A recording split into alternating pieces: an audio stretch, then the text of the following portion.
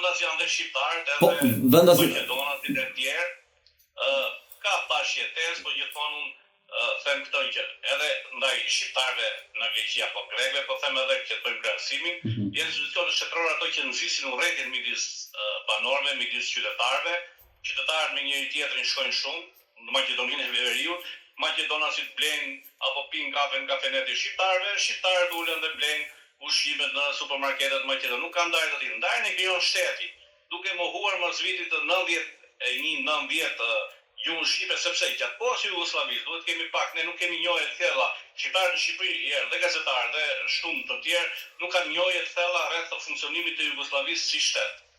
Jugosllavia si shtet ka qenë si BE sot. Dhe gjuha shqipe në Republikën e Maqedonisë Veriut, domethënë atë kohë Republika Jugoslave Maqedonia, ka qenë e barabartë me Maqedoninë, me gjuhën maqedonase dhe gjuha turke. Kanë qenë 3 gjuhë zyrtare në Maqedoninë e Veriut dhe 3 flamujt kanë qenë bashkë dhe në kuvendin e Republikës Jugoslave të Maqedonisë që themi kanë qenë barabartë.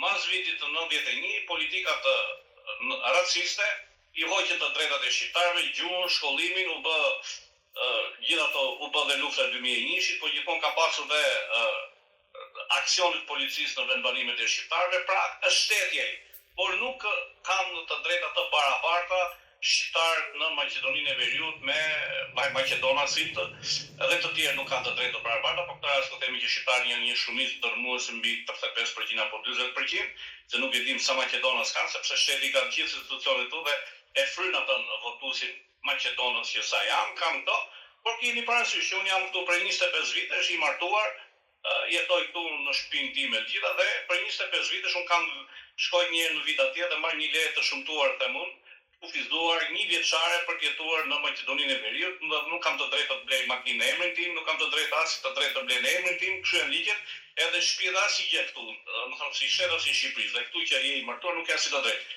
Gjë që në Greqi për shembull si emigrant ku kam jetuar unë, i kemi pasur të drejtë që makinën mund ta blejmë në emrin tonë, shtëpinë mund ta blejmë në Greqi si emigrant në emrin tonë, lejen e qendrimit fillim me 1 vjeçare, 3 vjeçare, 5 vjeçare, 10 vjeçare. Kështu pra keni parasysh këtu. Dhe ajo që është më interesante është që ja 5-6 herë jam shpallur me dekret Ministrisë Punëve të Brendshme si person i rrezikshëm që rrezikoi integritetin e Republikës Maqedonisë Veriut, rrezikoi gjuhën dhe kulturën maqedonase.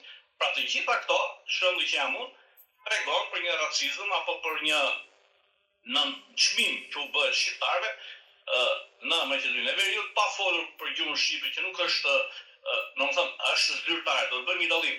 Gjuha shqipe është zyrtare, por jo e shtrirë në të gjithë territorin e Maqedonisë Veriut, se ku themi është zyrtare, dhe nuk është zyrtare do kemi parasysh që është ilegale. Jo, është zyrtare, por është zyrtare e cunguar. Është e barabartë me gjuhën greke në Dropull apo në Finiq. Ky është krahasimi.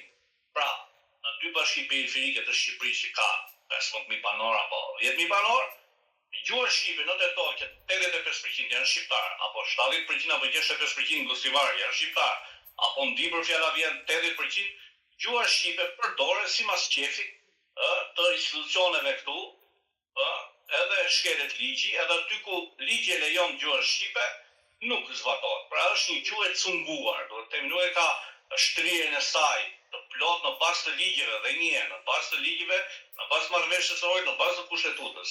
Kjo tregon dhe karakterin e dobët të politikanëve tanë, pa marrë parasysh se kush janë. Unë jam pesimist nga politikanët tanë, nuk kanë atë kapacitet dhe intelektualitet politikanët shqiptarë në Maqedoninë e Veriut, ata që kanë parti se intelektual dhe njerëz të zgjuar dhe të ditur në Maqedoninë shqiptare ka plot.